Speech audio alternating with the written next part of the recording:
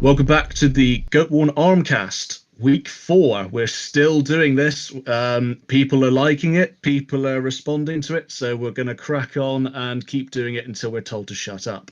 As usual, we've got Guthrum of Norvik, Just Eastern Things, The Shire Reeve, and myself, Goatworn Armband, back again for another salty session. So, guys, weeks past. How are you doing? How are you coping with isolation? Yeah, not I want to kill myself. Yeah, exams, unfortunately. So that's a thing. Can we have that? Like 2 minutes in, we've got a suicide reference from Just Eastern Things. Is that? People know my page. They come for this. Fair enough. Okay, so No, they come to this. So what people been occupying themselves with to kind of, you carrying on with your reenactment hobby even with being isolated and locked down? I've been doing lots of reading. Didn't know you could read. Yeah, it's good, isn't it? Nothing reenactment related, just occupying my time with reading and college work mostly. What about yourself, Just Eastern? I know you're still streaming. Yes. I stream 4 days a week. Quite big.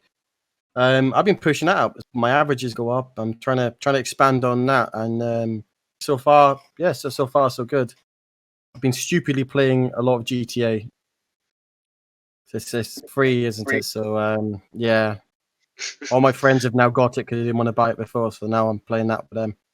Spoken like a true Scot.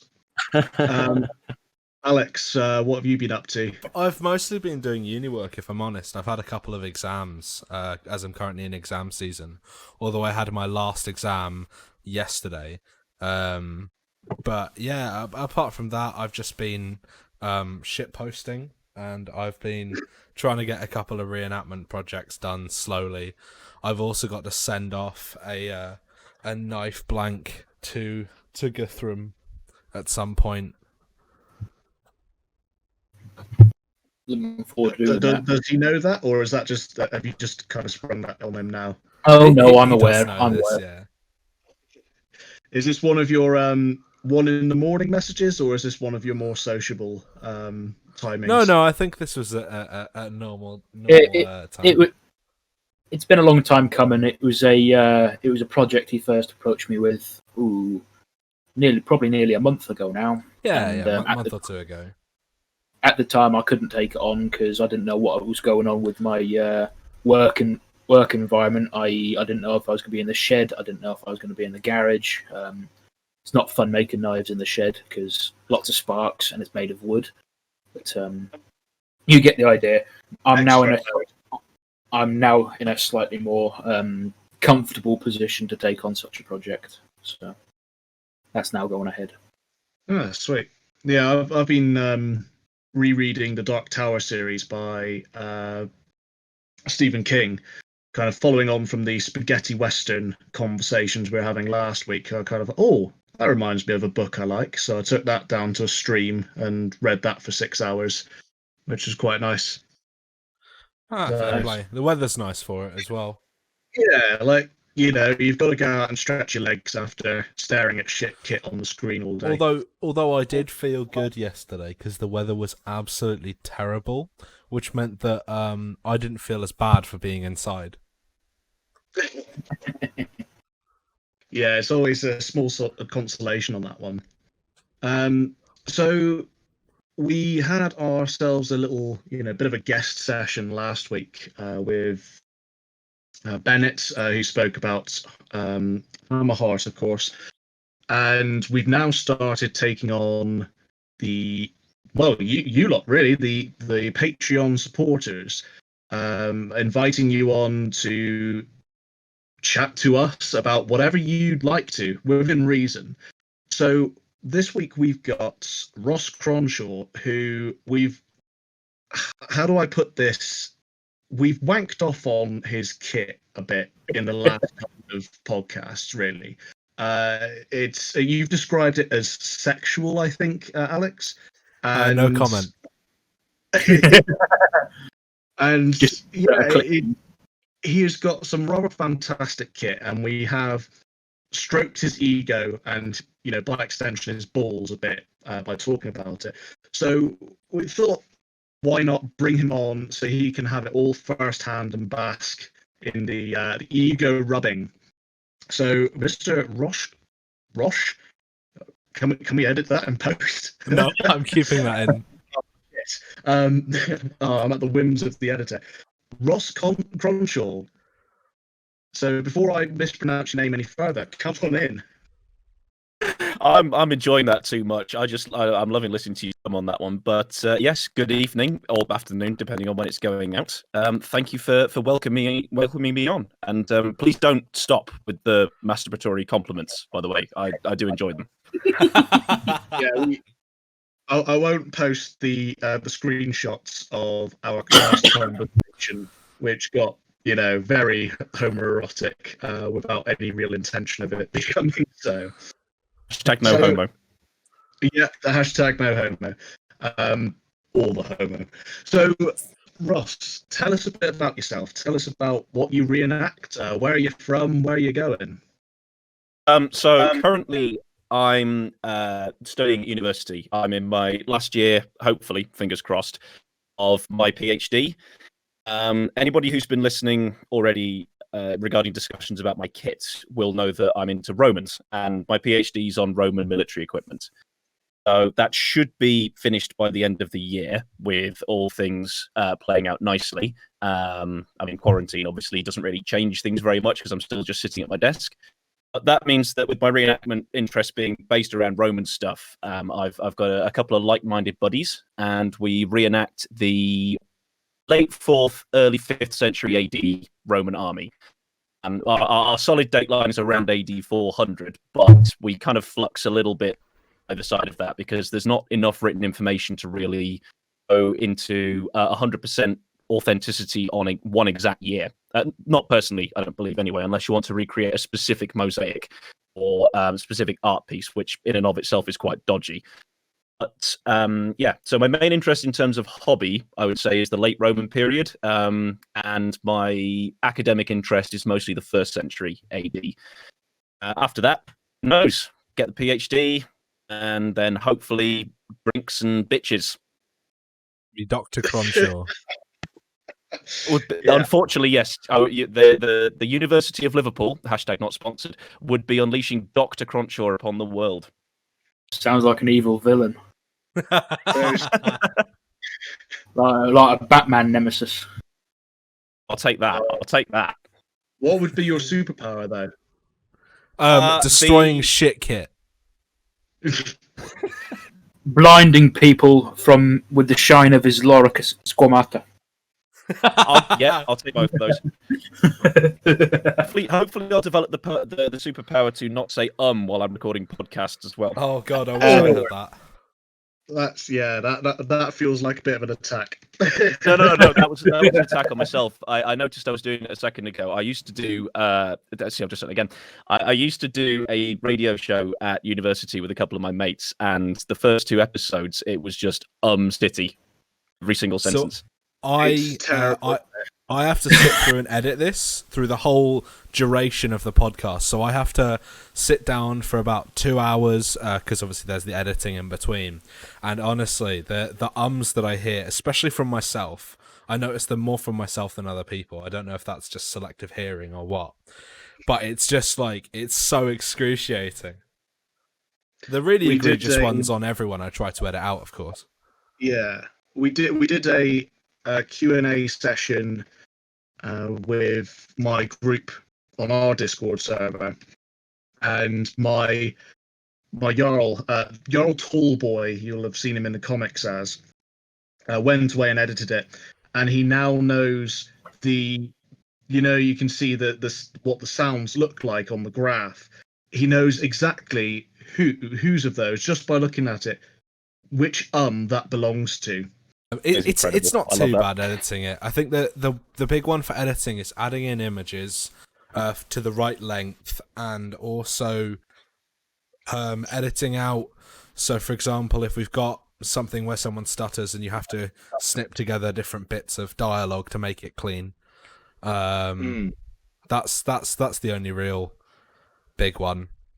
It's just time consuming because I can't skip any of it. I have to listen to the whole podcast, otherwise I could miss something.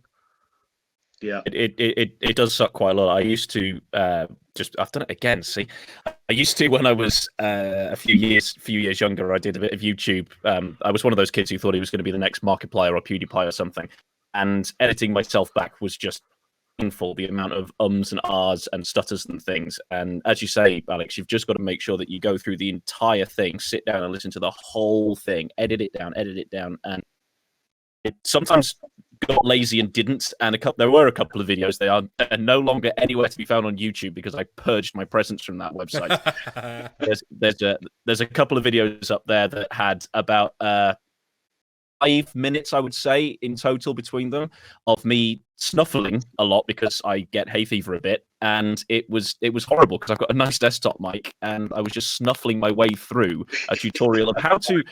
So it was like ASMR at Crusader Kings. Oh god, it was ASMR hay fever, with Crusader Kings 2 in the background. Hay fever gang. I can sympathise with that for sure. I did notice your Aventail at an event is a fun experience. While you're trying to explain something to an audience, and this weapon was used. It's just like having a stroke or something. Like Christ. I think one of the awkward ones is like plate armor and bevers because they're really covering up your mouth. So you do. Oh god, you do Roman reenactments. So what events do you do? Do you do small shows where you display the kit in kind of living history? Do you take part in mass battles? Tell us a bit more about that. Okay, so what we've currently got going on is quite a small operation. We only started the group that we're in now, I think, in 2020. So it was end of 3 years ago we started our own thing. And since then, what we've done is mostly just multi-period events. Members have gone off with other groups to do a couple of displays with other groups, particularly our cavalry rider, Matt, because there's a few groups around who have horses. They know that Matthew can ride, and they know he's very good at it. So they allow him to tag along and join in with their Roman horse displays. He did belong to a group previously that did museum displays, a few bits of filming for documentaries, things like that. Creative differences we split off, and we'd like to get back to that level at some point. So I think for 3 years in, we're doing all right because we managed to get around 4 to 8 shows / like big group practice sessions with other groups going on per year. And within the next few years or so, we're hoping to expand into doing some private events, maybe for schools, maybe for museums, and it's hard to say from here really because we've only got people as permanent members, one who's technically a permanent member as well, I guess, so maybe 4, and a couple of people interested. We're quite small right now, but we'd like to expand into doing some educational stuff. Really, battles aren't really doable, I don't think. Issue with Romans is when people want to see Romans, they want to see big groups, they want to see an entire cohort doing formations, they want to see testudos, they want to see people throwing javelins, they want to see people doing some big impressive stuff as a really big cohesive drilled unit. And with single infantry section, it just doesn't look that good. It doesn't look impressive. What we'd rather do is sorry, go for it. So I was just saying, from what I understand, there's also the problem of a lot of the weapons being very difficult to blunt for the style of combat reenactors do. Is that fairly accurate to say with your group as well, or is it a bit different to that? Blunting the weapon. Sorry, did you say? I lost the first part of your sentence. Yeah, I from what I gather, the weapons are quite difficult. The specific weapons and styles of combat that were employed are quite difficult to do in a combat safe manner with blunted versions. I would certainly say that's true, particularly if you're doing a formation fight. So get a lot of descriptions in the later period training manual which tell us how the Romans likely would have fought, and using some of those techniques in a safe fashion would be difficult at best. There's a lot of teamwork involved with how you operate, and a lot of fighting on the front lines is done with overhead spear stabs like the Greeks use, which is very difficult to pull off in a very controlled and safe manner. And a lot of the Roman equipment is also ranged as well. So throwing blunt weapons at people is okay-ish, but it does make for a difficult, particularly with the javelins, the throwing darts, the bows, the crossbows, and obviously you can't ever use a ballista against a live person because you will just kill them. Even no matter how blunted the end of it is, you will just flat out kill them. The best thing to use are sharp versions against dummy targets. And then if you want to do an actual combat demonstration, is to copy what the Romans did and use a wooden training sword against a live opponent. Yeah, so use a waster and demonstrate how you would train rather than how you would fight. Exactly. Because it's the twofold thing of, as you say, health and safety, and as I said just before, in terms of getting the right numbers to make it look impressive. Yeah, that's something that's been, I think, the biggest thing that stopped me getting into Roman reenactment was I loved every aspect of the history. I loved every aspect of the kit, but not being able to pull it off in the way, like you say, big formations and cohesive units, it just defeated the object for me as a, I love the living history and everything, but combat's where it's at for me. And that makes a lot of sense. I suppose also there's a lack of opponents. I've Absolutely. not seen an awful lot of Iron Age Brits through to Romano Brit groups that in the same way that Reggie and Vike can obviously get together. Oh, you guys dress as Saxons, you guys dress as Vikings, and we'll have a bash.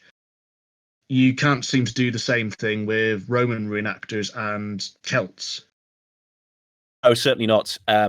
Obviously, with the first century, second century, you've got your nice, disciplined, cool-looking Roman legionaries against your inverted commas here barbarians with tackle out, covered in blue woad, running around screaming the head off, hitting people with a big sword.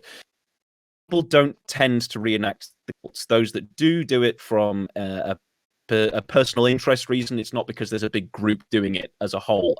There are some out there who can do it, but you're still looking at about a section of guys at most, so 8 to 10.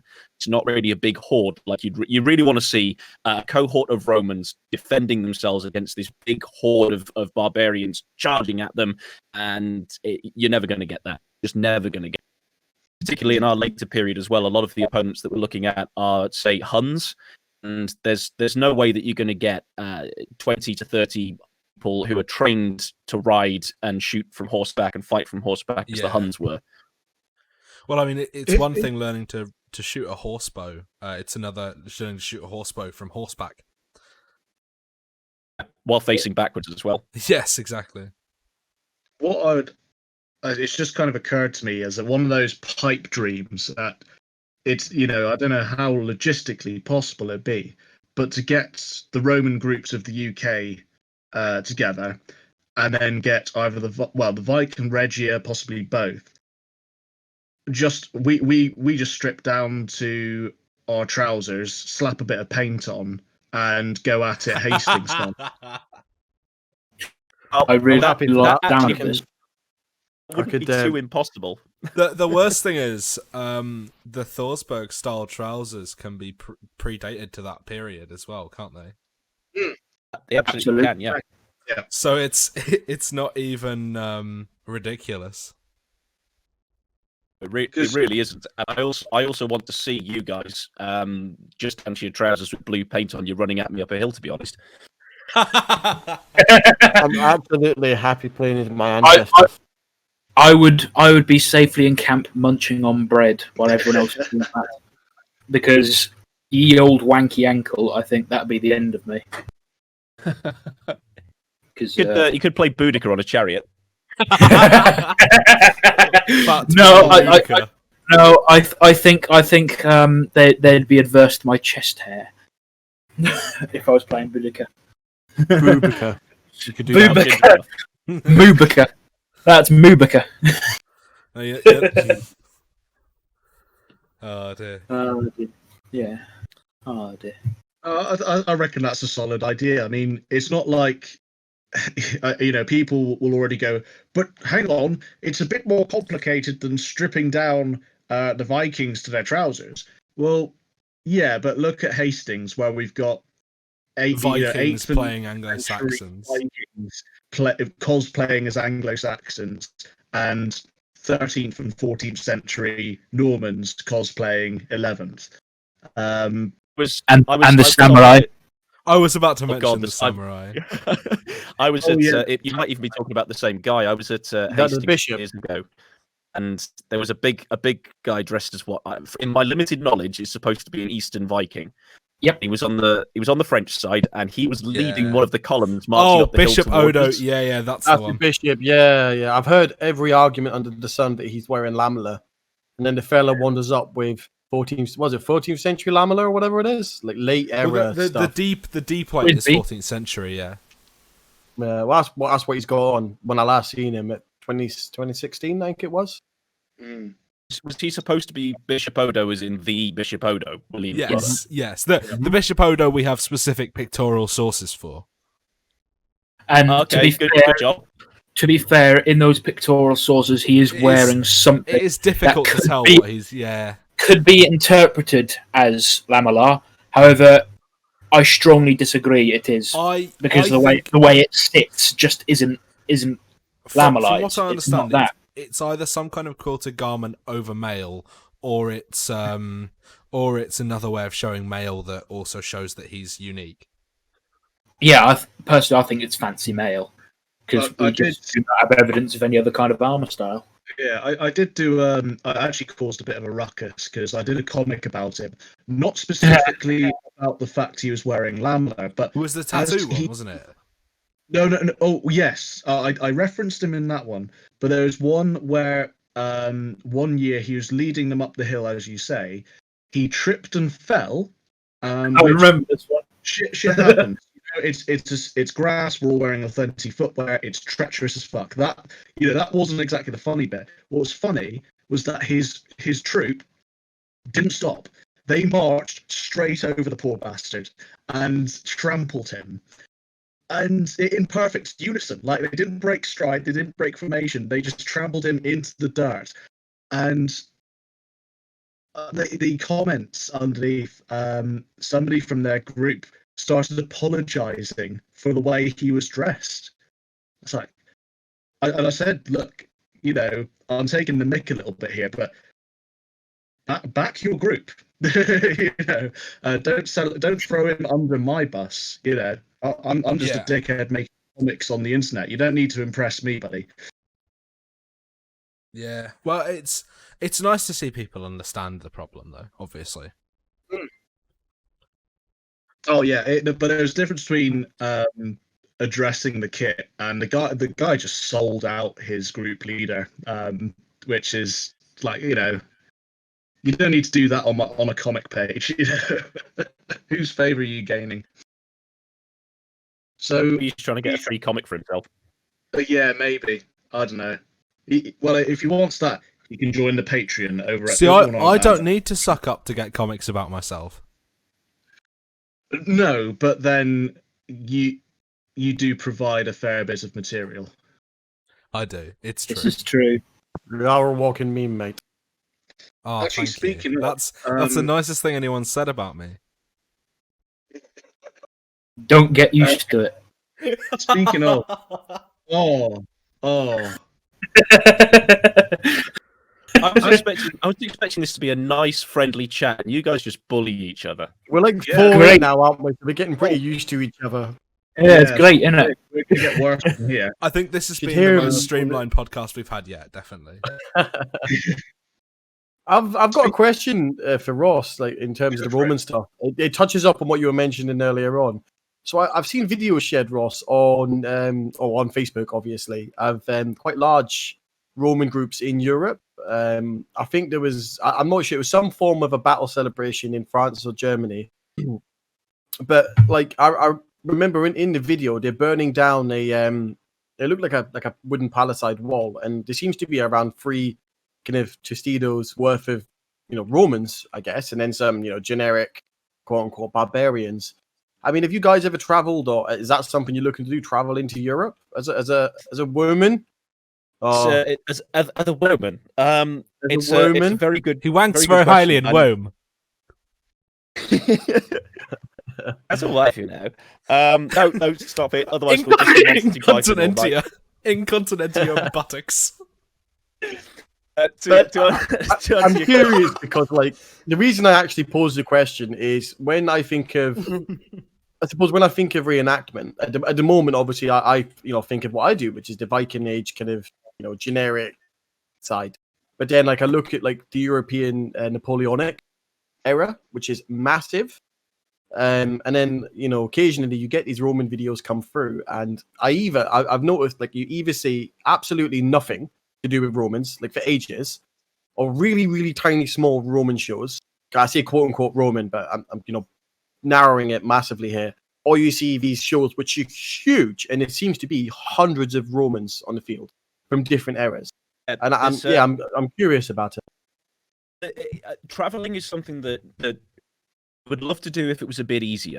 It's a bit difficult from the UK particularly because obviously we've got to cross into mainland Europe driving ourselves with cars full of swords and spears and other pointy things. I will tell you, customs do laugh at the fact that you're carrying swords. I was laughed at very much so when we drove to Poland. That's fair. I mean, we haven't actually. None of us in our group have actually played it.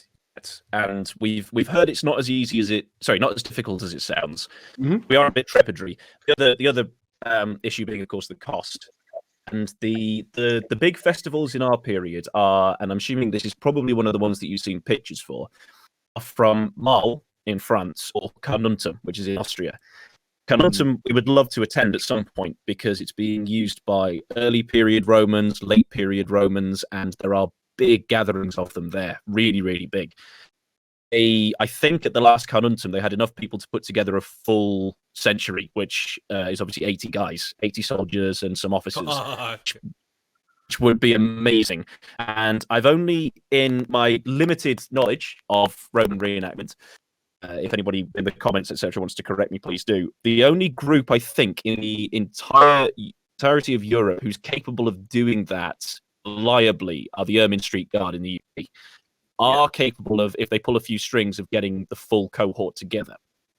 But that's never ever going to happen for the late period because it's popular enough. A couple of reasons. Obviously, it's not in Hollywood very much. It's not in video games, TV shows, any of the popular material. When you think of Romans, it's always the 1st, 2nd century guys, the legionaries. Absolutely, absolutely. Because everybody, I mean, to be fair, they do look cool. I'm not trying to diss them at all. They do look cool. But the late period doesn't have those that level of popularity, that level of notoriety, and there is a really unfortunate stigma that it's very expensive. It's not quite true, but it's there. And so Carnuntum in Austria manages to put together, I think, around. From the last photos I've seen, it looked about 50 guys, which is great, late period, and we'd love to get the chance to go and do that sort of thing. We're just not giving it a go yet, and I think we want to get ourselves a little bit more established before we start trying to travel too much. So I wanted to pick up on 2 things just before we kind of moved on there. Firstly, I think we heard Alex orgasm when you mentioned that somebody was fielding a full century, and Just Eastern, you mentioned the video where they had 3 testudos worth of Romans. Now I couldn't tell you how many that is. I just know there was like a square. I'm curious as to what numerical value 3 testudos worth of Romans had. Depends on what setting you put, Rome Total War 2 on, innit? Small, medium, large, or ultra. Of a testudo. But I remember the video stuck out to me for that one. It could have been like a special event, like 1066. But was it 1,000 years? Hastings was massive, much bigger than usual. Yeah. It could have been something like that. I genuinely have no idea. I just remember that stuck out to me. Yeah. Because No, because I remember seeing it. You know, we have the arbitrary scoring values in our the week section. 3 test students worth is very much up there with with a point. So far, yeah. So we touched on Goatworn comics earlier, not to rub my own cock too much, but Ross, you're obviously a Patreon supporter. What's your favourite comic or comics, and what do you enjoy most about their content, I guess? Because I've no idea why people have latched onto it so much. Oh no, it's a weird thing when you're looking at your own work, isn't it? Like that. I think I've kind of got a two-part answer, because I know which one made me laugh the most, but I know which one also means the most to me on a spiritual level. The one that made me laugh the most is a Patreon only. So if you're watching this on YouTube and you think, what the hell's he talking about, please subscribe to Goatworn Armband on Patreon to see all of the comics. # not sponsored. And that would be the Coprolites one. Yes. Yeah. That's a good one. That's my a good one. favorite one from a personal experience view is definitely Authentic Shoe versus Wooden Floor. Yeah, I figured that was actually touch parts. That one was actually the first one of your comics I saw, I believe. Might be wrong, but I think what makes it certainly so one good of the. It's the little smile on his face at the end. Oh god, absolutely! It's just so so realistic, because that has happened to every single one of us, and really being a Roman with hobnailed boots trying to do an inside show is interesting. Yeah, it's caused so many issues, and you know, I'm kind of glad that people got on board with that as they did. But yeah, the Coprolite one, I thought, right, okay, this is members only. This is the premium stuff. I need to kind of go above and beyond. And I did wonder if it was a bit too low brow. But when you kind of put in, as a historian, that's gold, I thought, yeah, good, I've hit the mark. So that was really reassuring. The reason it hit a mark for me particularly is that as an archaeologist in training, one of my first sites, and anybody local to the Yorkshire region will be familiar, one of my first sites was not Coppergate, bloody hell, what's it called? Hungate in York. And my first memorable moment from the dig, the second time round when I was there as a trainee rather than a placement rather than a trainee, was I was given the glorious task of digging out a Viking cesspit. Nice. Any notable samples? Yes, there was. It was also the site of my favourite archaeological find I've ever made, and that was an entire off skeleton. An entire what skeleton? Sorry, half a baby cow. Oh wow! Impressive. It was just in the poo pit. There. So they were like, right, this cow's died. We're just gonna yeet it in the poo pit. That, bro, it's been a joke, isn't it? Someone's like, we're in a party and someone's like, yo, throw that body in there. And then he's called the guys over. He's like, look what I just done. It's just this massive fucking thing. Well, I know the rugby union. I know the rugby union lot at my uni once stole a pregnant sheep. Well, let's not go down that, as I live in the old Welsh side. And sheep is specific here. Well, I live in Wales as well. Oh, do you? Yeah. They probably were. Redacted.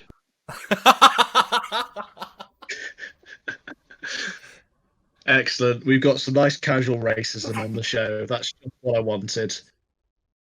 First, you heard what they say about us Scottish. Come on, yeah, that's warranted. You're not. Redacted.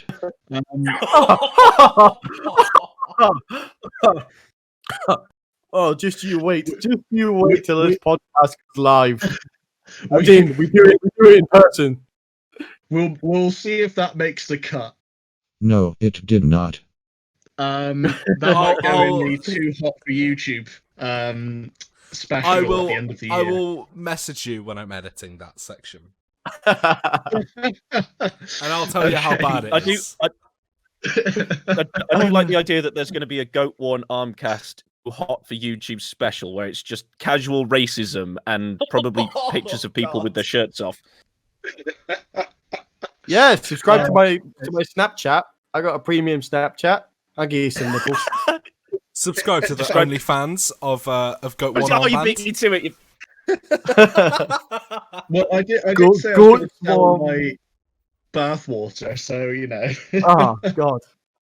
Goatworn, you do remember the picture of the Roman in the hot tub, surely? I will bring up. Well, there is also a better picture, which is of Goatworn in a bath.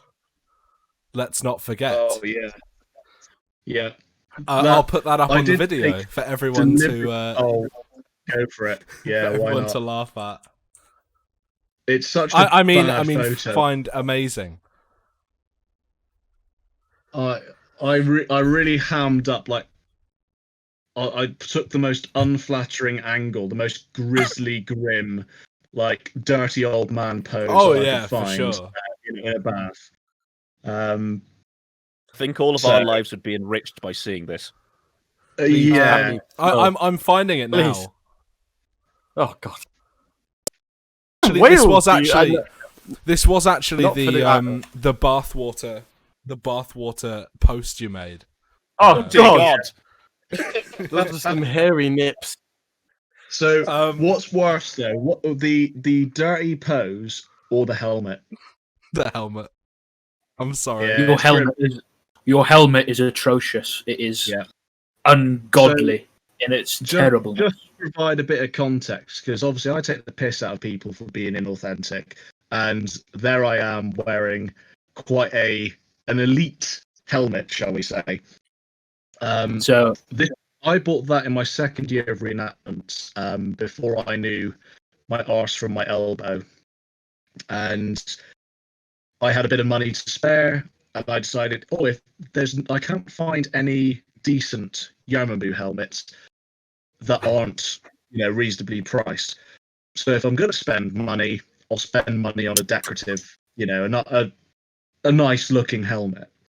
Obviously, I know better. Yeah, I know. To be fair, it is a lovely looking helmet from a non-historical point of view. And that has saved my skull several times from a couple of near misses on accidents. I had a guy who weighed probably twice me and then some land bodily on my face as an body tester. And I thought, shit, this is it. I lose my teeth. This is where my nose gets pressed against my face. I've got to live with what's coming next. And he fell on me. Destroys the life of Goatworn Armband. Yeah, exactly. This was pre-comics as well, and I could feel the ground move, but not my face. And the helmet basically made my head sink into the ground and leave an imprint, but saved my face entirely. It's like 30 stone of big Viking in armor fell on my face, and that was the only thing that saved me from having only a disfigurement from him. Wait, is that the same guy I probably think it is down there who was doing Eastern with me for a while? Out of curiosity. No. Okay. I was like, holy moly, if it was, god damn. It would be a hell of a coincidence if it was the same guy. I don't want to name him. No. I wouldn't imagine it, to be honest. So yeah, where were we before we kind of slipped up and we distracted ourselves? Onto something. But I can't remember. We actually have some questions for Ross. I asked actually some of my own group to chuck in a few questions your way. Let me see if I can dig those out. Oh, of course they filled the chat. Ready. Okay. So, what one person asks, Anna asks, what is the most accurate movie representation of the era you portray? The era I specifically portray, I'm afraid I'm going to have to disappoint you, Anna, because there isn't one. The closest you're going to get to ours is a 1970s Attila the Hun film. It's just no, don't watch it. Well, I mean, watch it for the old, hammed up acting, but it's not historically accurate by any stretch of the word. The late period hasn't been touched, but if you're looking for Romans in general, in terms of kit, the closest out of the films that I've seen, to be correct, is actually Centurion, which is a Neil Marshall film. Okay. It's okay in terms of the kit. Like they still make the criminal mistakes of wearing braces and having some bits of armor that are dodgily positioned on the body and wrong swords and daggers and things here and there and belt buckles. But you know what? As far as things go, it's not that bad. I can certainly live with it. And given that it's a Neil Marshall film, it's entertaining as all hell. So you don't care. And I think that's the most important thing for any kind of movie. Like Gladiator, one of my favorite films of all time, is about as historically accurate as me trying to draw an actual cartoon of them. And I have the artistic talent of a dead slug. But the actual film is so damn good, you don't care. It's kind of like the 13th warrior for the Roman period, I suppose. You know what? Centurion is 13th warrior for the Roman period, exactly. And that's why it's so good. Sweet. She also asks if you're single. Currently, I'm not even joking. That she genuinely has asked that. Well, my number is no. Yeah, I am currently, yes. Datecast. I love that he said currently, implying that that's not set in stone. Is anything set in stone? Is anything set in stone, really? This is now the Goatworn Pimpcast. This is Pimp My Roman. No, come on. You've already got enough nice kit to say you're pimped.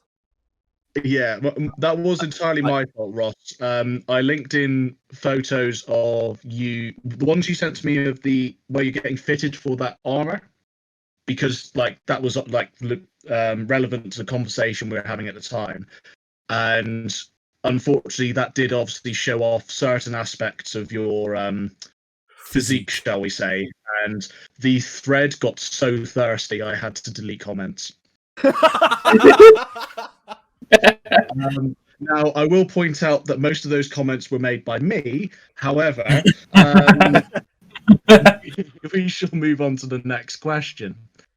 You know what? I appreciate the compliments, and yeah, you can tell Anna I am single, but you always come first, Goatworn. Oh yes. Well, when the lockdown lifts and I'm able to come around for cocktails, who knows? Yeah, sure. On cocktails. We have a question from Charlie, who asks, do you think there's a need for a Roman reenactment group in Britain that focuses on the Republic period? I say yes, absolutely. It's a very good question because, as Alex mentioned earlier, there is a massive prevalence towards the 1st and 2nd centuries AD, which are the Hollywood Romans. And one of the reasons we love doing the later period Romans is because we get to show people that over 700 years of Roman history, it's debatable what you class as a Roman, obviously, but with around 700 years of Roman history, when they're actually expanding through, conquering and owning most of Europe, kind of Romans that you see that Hollywood 1st century, 2nd century snippet are such a tiny part what the Romans actually looked like, how they fought, how they dressed, what their equipment was, how they lived in their daily life as well. And the Republican era is something else we really need to touch upon in the UK, because let's not forget that first Romans who arrived in Britain were actually Republicans, because they came across, well, the military people anyway, they came across with Caesar during his failed invasion. But the Britons were trading with Romans well before then as well, so they would have had Roman material culture in the UK at the time, from well before the first ever signs of an empire developing happened. And Roman Republican kit is sexy. There are some really, really cool bits of that, because they've got the best bits of the Roman world and the best bits of the Greek world mixed together. And if you've ever seen a properly made, really nice Corinthian Greek helmet, it is gorgeous. It's one of the nicest helmets the world has ever seen. A lot of their early stuff was collaboration with the late Greeks, wasn't it? And well, for example, the period of Galen, where you've got the interconnection between the Roman world and the Greek world, and they're sharing so much knowledge and kit. Absolutely. There's a few memes going around where it's people either copying each other's homeworks or people fishing. The one with the cats fishing, and the second cat fishes out of the first cat's basket. And the first one's labeled Greek culture and the second one's labeled Roman culture. But it is absolutely true that the Romans thought of the Greeks as very civilized people and wanted to borrow off them in terms of religion, culture, politics, and military equipment is no exception. It wouldn't be too far to say that a very early Roman, so we're talking around 700 to 500 BC here, would have looked exactly the same as a Greek hoplite. Very interesting.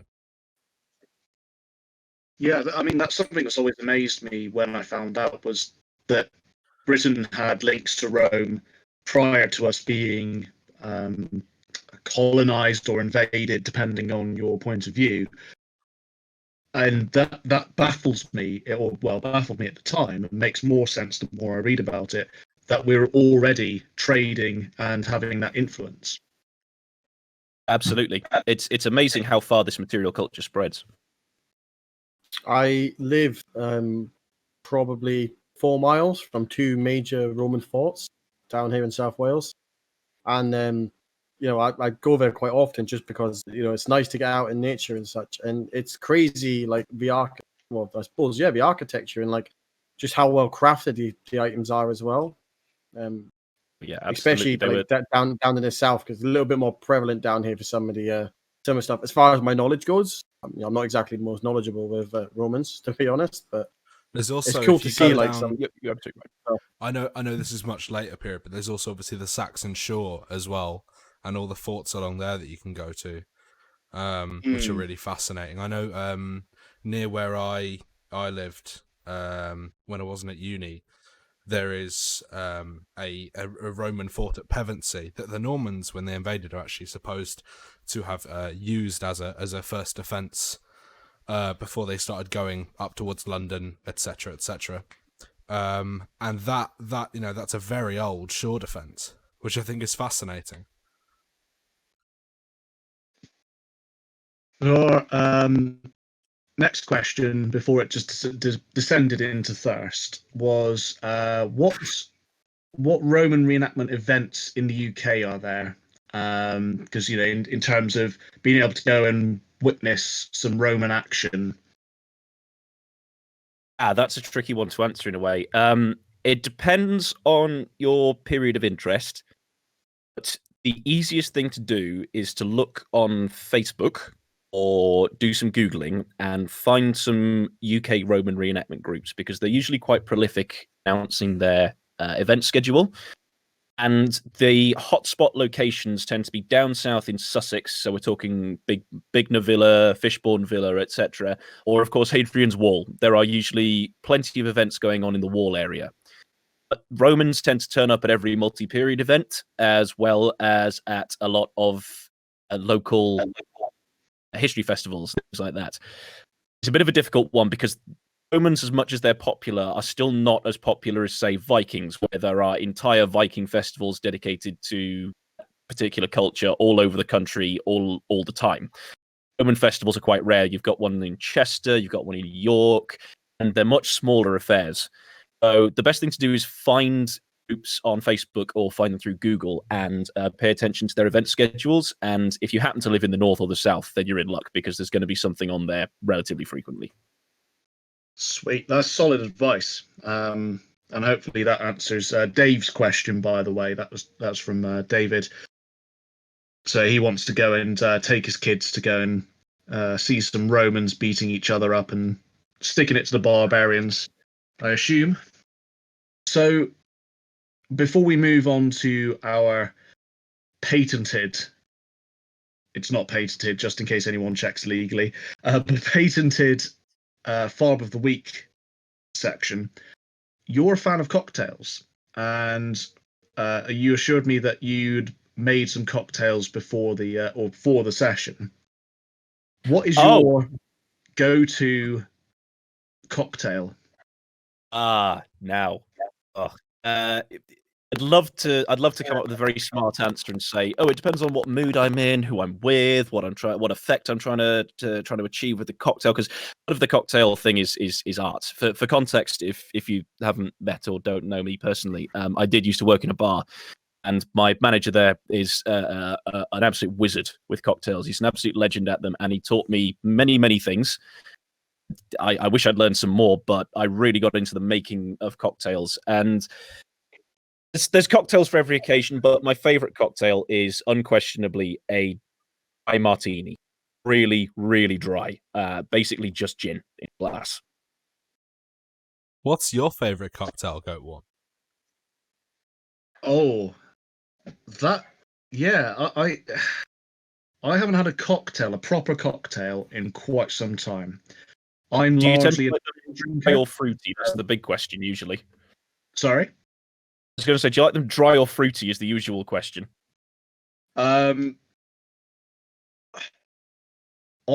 I like them a little fruity. My go-to drink is ale. So when I want something different, I want something with a bit sweeter as a bit of a palate cleanse. So the one I used to go for was either a White Russian or a Purple Rain. I can knock you up a really tasty White Russian. Oh, yeah, no, I haven't had a White Russian in probably 10 years. You like cinnamon? I do love cinnamon. Right, it's a cinnamon White Russian for you when you're coming over. Sweet. My favourite, personally, is a Moscow Mule. Basic bitch. No, come on, listen. All right, He's not wrong. Listen, right. If I'm feeling lazy, sure, cheap fucking store-bought vodka and ginger ale, quickly, but it can be done, with finesse. I go to a cocktail bar. I've had some very, very good Moscow Mules. What I would suggest is that if you guys want to do Goatworn on tour, you come to my place. We'll do you a round of cocktails that are all your favourites, and then I will make sounds you. Amazing. Well, I will make you the original spec for the zombie. If you ever had one of those. Oh yes. This one is a little bit special because it could kill you. It is proper strong. Oh my! One of my favorite alcohols. That's my kind of drink. One of my Sounds favorite like alcohols, which to me is like a quintessential reenactor drink, is called Spiritus. If you've ever heard of it, and it's a 95% alcohol Polish spirit. It's basically just car engine oil, isn't it? It's made using the same technique as white spirit. If we're on about Polish, I think I mentioned it in a previous podcast, but I'll just mention it again. The worst drink I've ever been given. Have you all heard of Kram Gok on Facebook? Yep. Yeah, he handed me something. I get on with him really well. He's made some of my armor. Lovely, lovely man. But he handed me something that can only be described as death. It wasn't even a shot glass worth. All right. I swear it was evaporating. So that obviously you didn't like that one so much, Just Easton. What's the cocktail you do like? I don't do cocktails, mate. I'm a man. It takes a real man to drink a pink drink out of some silverware. I think the only cocktail I've actually probably ever drunk, I want to say, was Purple Rain, back before I did Viking reenactment, and it was like 2 for $15 at Weatherspoons. Was So it a we bought lager a pitcher. shandy? We bought a pitcher. No, I drink whiskey. If you like whiskey, have you ever had a really, really, really good old fashioned? I think the oldest one I've had is about 15 years old. I've had nothing older than that. That was a Glen... Sorry. There's a cocktail called the old fashioned, which is whiskey based. No. Right. Next time you go to a good bar that'll do some good cocktails, order an old fashioned because it will blow your mind. Yeah, I'm always up for trying different. Aren't you? You're not in the York area, are you? You're in. No, I'm right down south. Yeah. Damn. Okay, because I bumped into you near York at one point. I think. Yes. We met each other. It was Midlands. So. Oh, it was Midlands, wasn't it? Sorry. Yeah. No, I was wondering because I know a cocktail bar in York where you will get the best old fashioned you've had. I may do Jorvik next year. I'll Jorvik see. 2021. Goatworn Armcast podcast live cocktails. Goatworn Armcast live with cocktails. Yeah, that I tell you what. Yeah, that might not be safe for work. Well, you know. That's going to be an episode and a half. Watching, live streaming, absolutely cunted. If we do it, I believe we should do a long one, partially while drinking, and then do the other half either suffering from the hangover, or when we're actually, quite gone. One or the other. I feel the suffering from a hangover would be more funny though. I think Gon tends to just we see. Sorry, go on. Gon tends to just descend into madness at certain points. So I think, I think post would be a better one. One problem: I don't suffer from hangovers. Oh, neither do I. But I didn't want to bring that one up, Tom. You know what? I've heard many a person say that, and I've also seen many a person vomit the next day. Well, I was going to say, watching the Shiree vomit on live stream would be, would that up or down right into his special box. Right into his box. Right into the nest of eels. Oh no. I think Adam Parsons personally strangled on me that to death. chunky, salty note. Shall we move to the Farb of the Week? Probably for best, yes. Yes. Yeah, I feel like we're going to descend down a hole if we stick on that subject too much. Odin's hole. Oh God. Oh no. I take it we've all seen the post. Yep. Mm-hmm. Oh dear. Oh dear. Then yes, and that's gentleman. Yes. Anyway, we'll keep that as an inside joke. If I may quickly finish the tangent we were on, sorry, because I think this will be quite entertaining. Is if you are planning on doing a Goatworn get together live stream, etc., let's get pissed while we're doing commentary. There's a bar, York, called Valhalla. Stop getting us to York. Oh, York's fun to go to. I'm just saying, like, there might be one nearby you, but it's like obviously it'll be a good place to go at Viking Festival. But it is every single thing that you talk about in your Farb of the Week comments and your shit kit comments. That bar is it. It is the Vikings TV show brought to life. Have seen and pictures. watching you four in there would be fucking hilarious. Will we be in a bar fight by 10 minutes in? Be in a bar fight with the bar. Yeah. It'll be Fuck just you. Just Easton will come back to the bar with a pint, and it'll be like a bucket in his hands, and he'll do the whole thing from Lord of the Rings. I'm kind of up for that. It's like that recurring sketch out of Little Britain. What was his name? The little Peter dude. Waterman. Dennis That's Waterman. the one. Write the theme tune, sing the theme tune.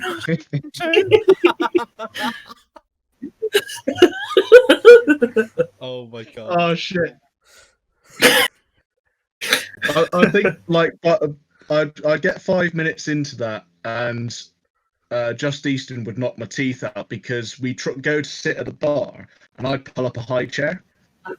Well, first you call me. Redacted. Now you make fun of my height. No problem. Oh my!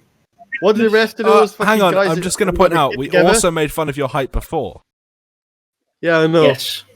I was Scottish, remember everything. That's going in the book. What? So you're saying you're like elephants? We've got the grudge book. That's going in the book. Bring out the book of grudges! Ross will appreciate that one as an X Games Workshop man. Oh, mate, no, I still got 3,000 points of dwarves sitting in a cupboard somewhere. Nice. Oh shit! So yeah, Farm of the Week. Yes. This week, this one's been provided very kindly by Grimfrost, who've just started advertising their what are they calling it? The Grimfrost Heard. Weird. Or hot. Yeah. If you wanted to go authentic, which, as far as we can tell, is their attempt at a combat society, like very much like HEMA, where it's historically inspired, but it's not quite reenactment. So the one thing I'll say is the HEMA. combat's inspired by the history, the kits, not so the one much. thing I'll say for HEMA is usually it gets it right because it's based upon manuscripts and manuals from specific fighting types. And then you can make assertions based on that and so on. We don't have any combat manuals from the Viking period, so making it out to be an accurate representation of combat would be difficult. Just as reenactment combat being 100% authentic is difficult, to say the least. In that regard, it almost reminds me of what Hurstwick is trying. Yeah, but at least Hurstwick is kind of, they're very upfront about what they do and what they absolutely. Whereas, this Grimfrost thing, obviously it's early days. I don't know a great deal about it, but I'm not holding out much hope. Go on. What I'd say is most people, let's say Joe Bloggs wants to get into reenactment or combat wombat style stuff or whatever, right? 90% of the time there is a group near them or within traveling distance of them, of any description, whether it be an indie, or part of one of the larger groups. There's always a group for someone, generally speaking.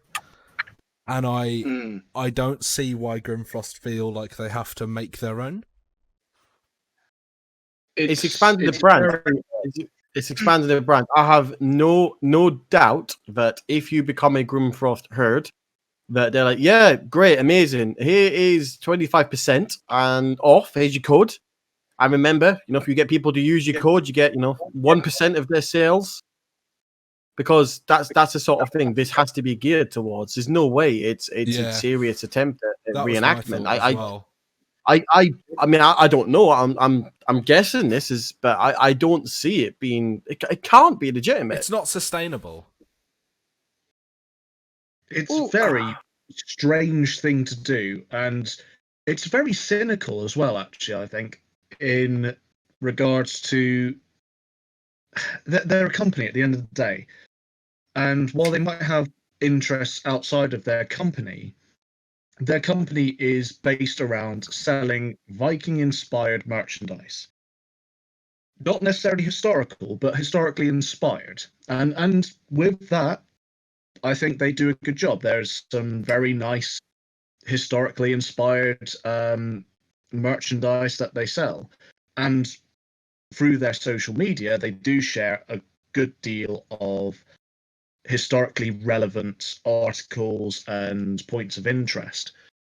I'm not entirely sure why they're trying to make a combat society and then trying to be able to run it and you know, I mean, to a certain degree, they'll have to police it as well with regards to rules and regulations across different continents and countries. Well, it's unlikely Yeah. that they'll police it because it might just be, just an affiliate or whatever. It pees me off a little bit because, like, there is no need. We all do this because we want to strive for authenticity, and everybody starts somewhere.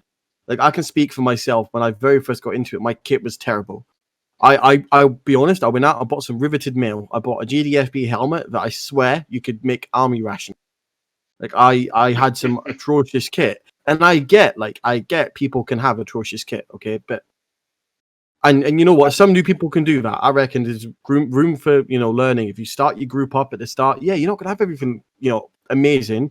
I expect you to post up something and get some criticism back, but they've gone ahead and they've said, yeah, we want people to come and join us. We are an authentic reseller or seller or craftsman or whatever the hell they portray themselves at now, of Viking era artifacts, weapons, whatever.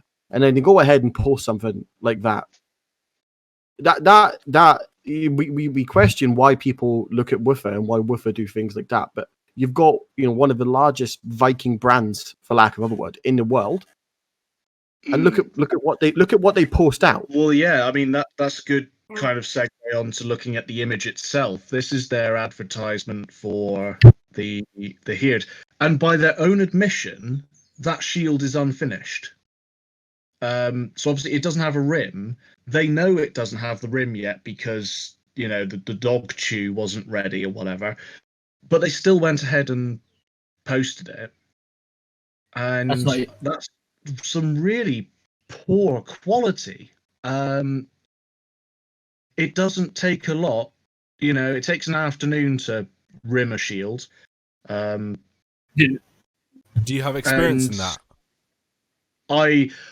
As soon as I said it, I knew there'd be a fucking comment. It would be diarrhea. I wasn't going to say anything until Tom giggled. Yeah, of course. Yeah, blame me. Yeah.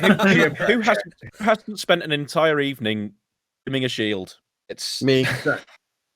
Me. But you know what I mean? Like an afternoon more, and they'd at least have a finished shield to show off. And apart from the decoration, but I know that's going to be largely down to the brand anyway, it's a fine shield. Yellow and black, we know, was a historical color. The runes, I don't know. I can't tell. Without the runes, the dot, and the weird wavy things, it would look great.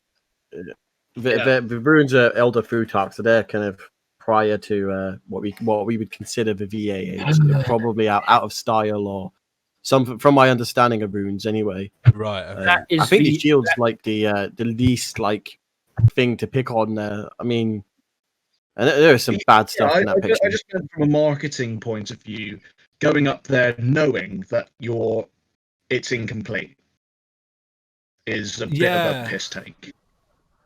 Yeah, I mean, it's a basic marketing thing as well. Like you say, it's number one of marketing. Like, don't produce don't show an incomplete product like that. It's a strange concept.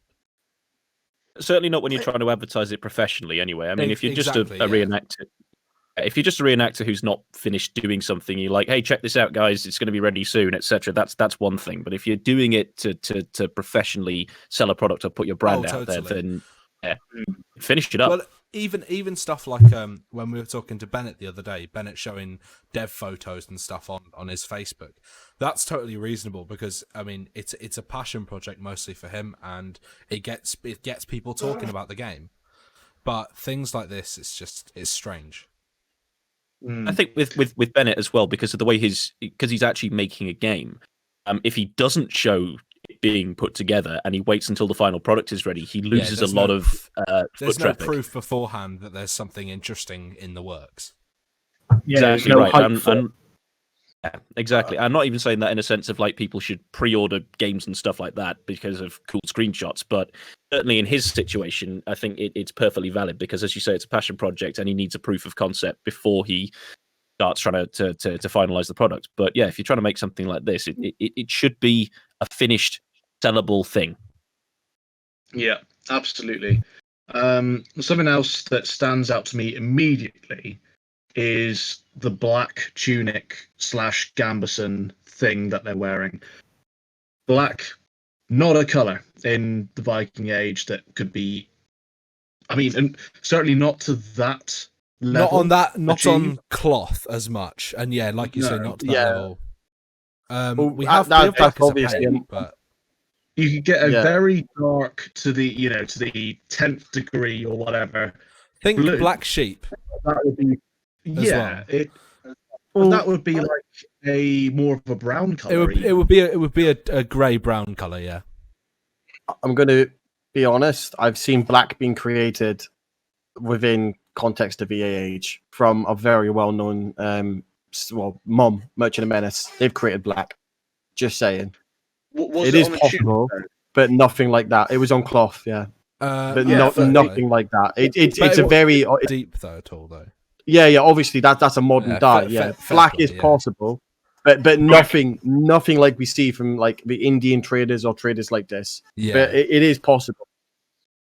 Black definitely is possible.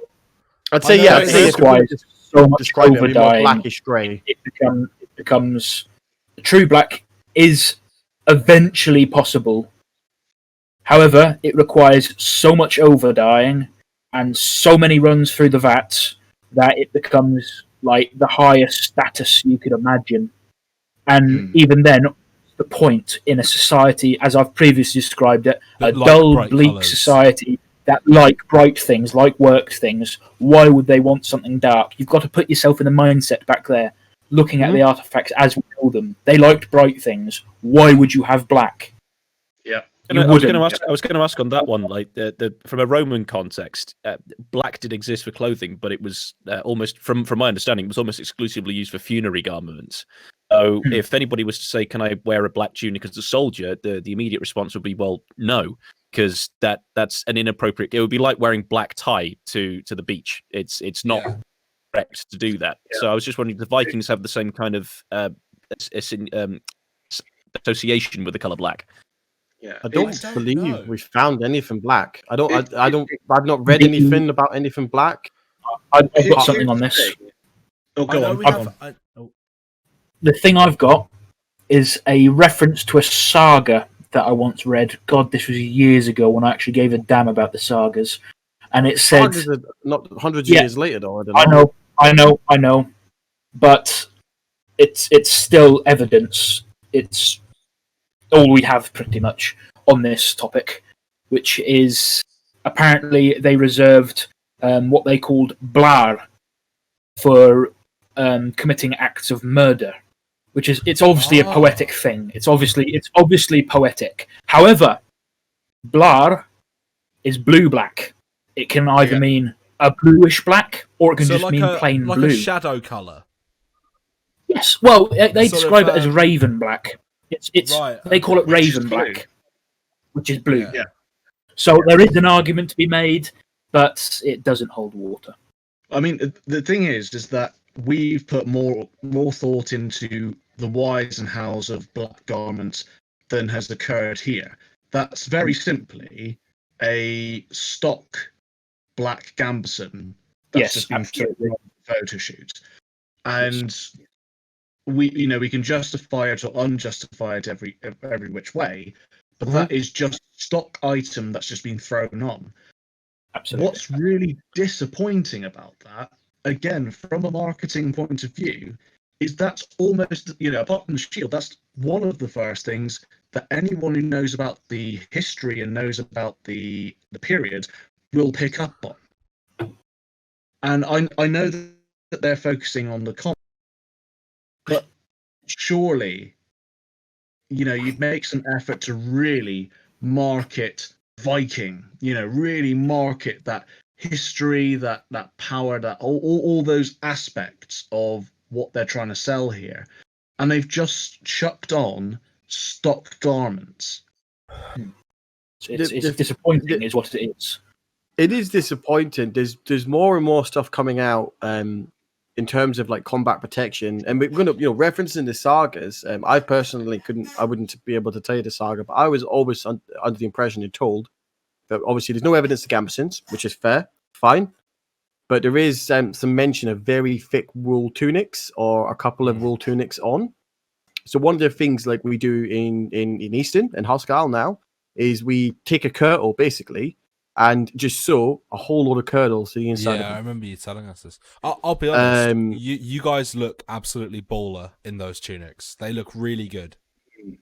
It's interesting. It feels like a gambeson, don't get me wrong, but like it is what it is. We're trialing out in France. I believe it's Fenris Ulfa now, the group. They've got a member that creates these very new instead of wool, they're made from linen on the outside and then wool on the inside rather than all wool. And from all reports, like they look better. It looks like it looks like you're swole as hell when you wear them because like they fit really comfortable to you. Obviously, they're made for you, and they would probably provide far more protection than that. And they only cost about £110. And for anyone that ever got into HEMA, I guess I've seen the price of Red Dragon stuff. You see, how much people pay for these gambuses and whatnot. And God knows how much Grimfrost want to pay for this black piece of crap, for lack of other words. When you got good quality stuff that's tested and really big and quite smart groups with people like you, Ross, with professors in these groups are actually doing these things, and they're not always right, but they're far more accurate than that. And it just seems like a cheap way to get out of it from a big company. I mean, the other thing that sticks out to me is the lamellar. Not just because it's lamellar and all the rest of it. I mean, I'm not entirely sure. I can't quite tell what style of lamellar it is, but it's not the style. It's not typical of the Viking Age. It's not. It's not something that you'd regularly see from that period. So why are we wearing it? And especially mixed with the Yermundu. Yeah. But yes, yeah, exactly. I mean, you can. There's an argument that because the other samples of we got the fragments of other helmets like the Tieli. I don't know if I'm pronouncing that correctly. That's from Denmark. So we know that other spectacle helms existed in other regions, but that is definitely a recreation of the Yermundu. And as you say, combining it with Far Eastern kit, I mean, it's not typical of what a Viking would have worn. There is a spectacle helmet from Ukraine, I think it is, the Destiana. But that's a very, very the very low one. Yes, you would not mistake it. The thing is probably the Grima, the faceplate, is twice the height. Well, it appears to be twice the height of the Yermundu. It's got a very, very long nasal section, which would obviously come round. It's like a full face rather than just a top half of the face, if that makes sense. Yeah, it's as long as a lot of the Norman helmets, the transitional helmet faceplates. We didn't find all of that though. We only found a part of the eye socket. I know what you're referencing, but we haven't found the whole thing. It's so just the green. It's very difficult to say what it would have fully looked like when it was original. I'm trying to find it. I've got it in my funny enough, I've got it in a folder, that specific outline of that one. So if I find it, I'll post it up. So ooh, that's good. Yes, please do. I'm trying to find it too. Hang on. Although, unlike you, lovely people, I don't tend to keep files. Everything I just have at the tips of my fingers for searching on Google. Oh, there's a good picture of it. Come on. There's Lamels. Come on. Open up. Oh, those are lamellar plates. Yeah. Never keep all my stuff together. But I can kind of think what they're going to do. If you ever accuse them of, what's this person doing with all this different kit on, they're probably going to turn around and pull the argument you hear from, everyone, I swear, is, but Harald Hardrada traveled from Norway. He would have had this helmet maybe, and, fought with the Byzantines and had that. Because I've seen people do this sort of stuff, and that tends to be the argument they always fall back on. I mean, that's a ridiculous argument, because Hardrada was well known for wearing a shirt of mail that he called Emma. That's more than I didn't even know that. Myself. I mean, I would be expecting a Varangian guard in my understanding potentially to be wearing. I can't actually name the helmet, but I can't remember. But it's like a very flat circle ball without a nasal on it. It looks like a snail. It kind of looks like a snail's helmet, and that was from my understanding. That's kind of like a sergeant, kind of like a captain style helmet. So, and the rest obviously potentially wouldn't have a helmet, or would have, what's a common helmet is potentially a nasal helmet. But the lack of evidence there, we don't honestly know. I would be surprised if Hardrada didn't have some form of nasal by that point in time. As well off as he was serving as the servant down there, he absolutely would have had a helmet, because he was considered a kind of a captain, and in these tapestries and paintings and stuff. Well, I say paintings, but the evidence we do find, we see these kind of people at that rank wearing a helmet. Well, there's also I believe. Sorry. No. I believe 100%. He would have had a helmet, 100%. Yeah, and I think there's also the point to make that he considered himself a king, and he had enough wealth to do that. So he would have had very good high status Norwegian kit, at least. Is there any reason he would have stuck to Norwegian kit rather than? I was going to say, from our understanding, the Varangians tended to wear more kind of their Greek clothing down south. I mean, I don't know, but coming from the bloody north myself, I can't wear wool down in England. Never mind going to Constantinople and wearing wool. I just don't think we've got the evidence to back that up. It's one of those. It's the duality. It's a lack of evidence. I would hazard to say. Argument of it. I would hazard to say that they perhaps would change their clothing rather than their war gear, because their clothing wasn't something they were used to fighting with, and they didn't have to change any kind of style of how they acted with new clothing. Whereas if they got new war gear, they would have to learn how to use it. I mean, my knowledge on Byzantine stuff comes from a group that portrayed Byzantines themselves, and one of my close friends in there. But he told me before that some of the evidence he found kind of backs it up, that the emperor himself, or the emperors, for lack of a word, would be providing, enough money to the guardsmen that they probably would have used Greek weapons because they were superior quality. In fact, far superior quality. I don't mean to be running around with sabers and bloody this, that, and the other. But most common weapon even down there was still spears. Yeah, I think we probably would have seen more Byzantine style spears. But it's where the kite shield came from, for example.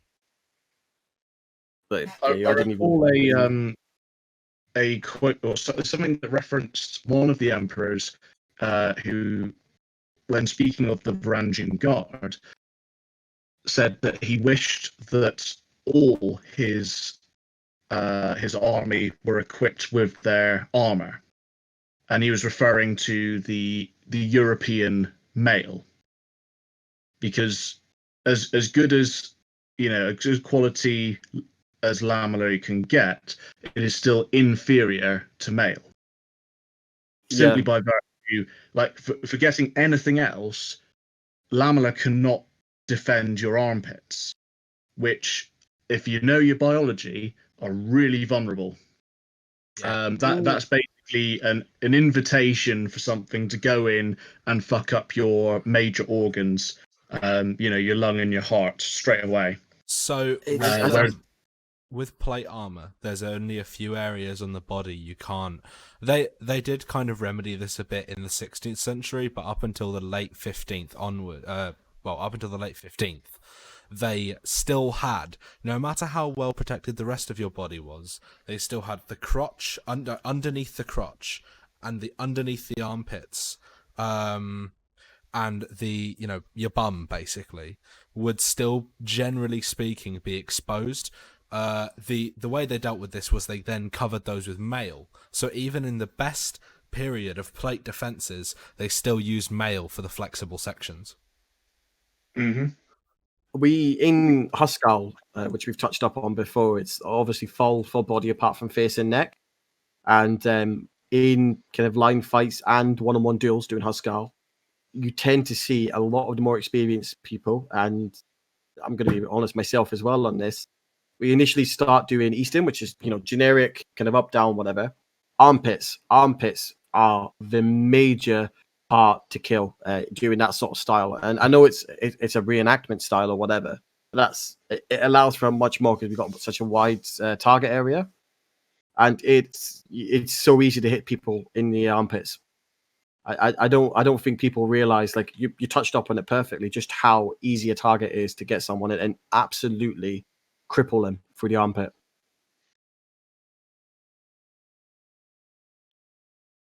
Yeah, it's so.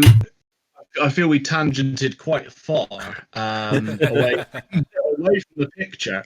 So I guess whoever's in that picture is kind of sweating slightly less. But yeah, in so many words, that's not a Viking. What you're seeing in that photo. Between the gambeson, which no doubt on closer inspection will be medieval, the lamella, which is out of period, and again, to even in period, is a very, very specific item of kit. I think the only thing that's really Viking is the shield, the helmet, and the sword. The sword's a bit problematic even then. Yeah, what's up with the sword then? The pommel's a bit nasty. Yeah. Tom will be able to tell you more about it than I can. Yes. This could be a replica of an incredibly specific style. Swords can get a bit wacky, especially out east. But to my eye, it looks like it's trying to be a generic Norwegian type S. Now, the problem with that would be the upper guard, so the bar that the low bait section actually connects to on the pommel is much too thin. These things had a massive hourglass shaped bar almost, but kind of blobby looking, and that mirrored it. That mirrored in the crossguard as well, and that's something I see a lot in Viking reenactments, and I've got one just like it, to be honest, which does the same problem. It is just too thin. If I bring up an archetypical type S, Viking type S, it's underbuilt, is what I'm trying to say. The example, I believe, is from the Yermundru grave. Are all these items on the show available through the Grimfrost webpage? I checked a couple. It seems to be that quite a lot of it is available through Grimfrost. Yes. Yeah. Right. That's not all of it. But... We've got a couple of examples of the type here that I'll put up on the podcast. These are very typical Norwegian style, to my knowledge, and you could just see, compared to the chappie from Grimfrost is holding, it is just so underbuilt. It almost resembles. There is a very specific example I know of from out east, I believe, that looks kind of like that, but even then, it is still the cross guard and the upper guard are so skinny, even compared to that one. Mm. And straight as well. You can see what I mean with the cross guard and the upper guard, where they sort of narrow towards the middle section. And It's these definitely replicas seems to be just quite an lack that. ergonomic type, because I know Yes. usually from the length of the actual hilt, it's really snug in the hand. So when you grip It is it's- exactly. And that's the next thing I was going to come to. And I can understand this from a reenactment ergonomics point, because obviously you wear big chunky gloves over things. But the grip length is just so long. That's like an arming sword from a later period. Whereas arming Viking swords Age aren't that swords, long, to be fair. I Some of think them I know are, who but- made those swords, and those if it is who I think it is, those swords are made in batches of like 150, sold at volume for about 150. If it's who I think it is, I can't like guarantee it, but it looks very similar to what I've seen. It is who you think it is. He's making some mad bank on those then. Well, he literally just goes to a couple of these, and you know what? Again, if it's who I think it is, the sword is super light, but it's actually really well balanced, and the blade edge holds up. It's not accurate. Yeah, that's it. I mean, a good sword can not necessarily be historically accurate, of course. And now, one thing I would like to point out, if it was a cheap sword, you can only get so much bang for your buck. I'd understand it if it's a cheap sword. But if this is the sword I think it is, it's not, is what I'm going to say. And it's just wrong. I think they're being For the resold price. in the UK right now for £220 exactly. If my Facebook post is correct. If that like shortens it down to anyone. Now- But, yeah. Yeah, for that money, I'd expect it to be well balanced, durable, and historically accurate for in excess Buy an of armor 200. class for 220. Exactly. People want a decent sword, go buy an armor class for that sort of money. And I can armor understand classes are that absolutely being- bulletproof as well. Yeah, I could understand that being like a 60 quid to 100, your baby's first Viking sword sort of thing. But when you're dropping too large on it, it's After the bombs drop, It's all that will be silly. left is hundreds of armor class swords. Where's the lie, though? Where's the lie? Yeah, I must admit, I I am fond of armor classes as first swords. They are My first quite good to learn on. Because they just are. They take no shit. They are abuse proof. Also, any other God sword knows I'd be fine. after using an old narrow fuller armor class, any other sword feels light, and it's spectacular. I will forever praise the fact that I learnt on that sword. Don't know. I laugh in my 1.5 kilo Benji. This thing is. I need to weigh I my swear I need to weigh my new one because I'm not sure what that weighs. It can't be more than 2 kilos though. I think I've got a highly customized armor class. I know it's a highly customized armor class. I cannot remember how much it weighs off the top of my head, but I remember it being under a kilo. Their newer blades are a lot lighter, especially. I ground this one out. It's been ground out both by myself and the previous owner. It was an old blade that's been highly modified, and it's still bomb-proof. Great. So, to bring it full circle, what are we giving the image in question in our arbitrary scoring system? 3 testudos out of 10. You beat me to it. Yeah. No. You fucker! I was going to use that one. Okay, 3 testudos out of 10. I'm going to give it. What is it? 1, 2, 3, 4, 5, 6, 7 Viking inspired axe heads out of 9. No, not out of 9. That's too generous. Out of 100. Wow, that scale changed rapidly. Yeah, I realised where I was going with that. So I'm going to give it 4 links out of a Vendel Ventail on a Viking Age helmet. Ah, Because we didn't get to discuss I'm going that to go for 8 Elder Futhark on a younger Futhark chap. Right. Beautiful. Wonderful. I was considering 3 thirsty reenactors for Ross's cute face, but that might have gotten a little personal. But I don't mind personal. I can take it. I'm intrigued. That was great. You've been a fantastic guest. You've been very informative as well as a good sport with all the bands going on. So thank you very much. Any parting comments from yourself? Yes. Everybody go onto Facebook and look up Magister Militum Reenactment. Give us a like. We're trying to hit 1,000 likes by the end of the. I'm sorry, I keep doing this, not sponsored stuff. No, I'd just like to say thank you very much for having me on. It's been an absolute pleasure, and please do continue to make entertaining comics and/or podcasts and other content in the future. Awesome. That's there you go. Model patron.